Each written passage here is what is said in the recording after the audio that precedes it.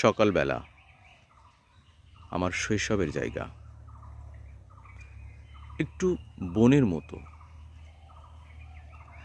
গ্রামের ভিতরেই, কিন্তু একটা প্রাকৃতিক বন অঞ্চল। এখানে এসে সকালবেলায় খুব ভালো লাগছে। হরেক রকম পাখির গান শোনা যাচ্ছে, খুব মিষ্টি মধুর গান।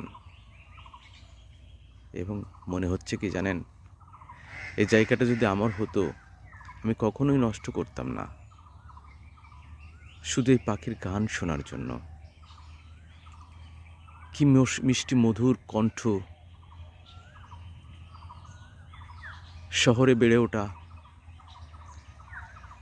হাজারো গাড়ির শব্দের ভিতর থেকে এসে যখন এই মিষ্টি মধুর কণ্ঠ আমার কানের চারিদিক থেকে ভেসে আসছে, তখন মনে হচ্ছে এই জায়গাটা যদি আমার হতো, আমি কখনোই নষ্ট হতে দিতাম না।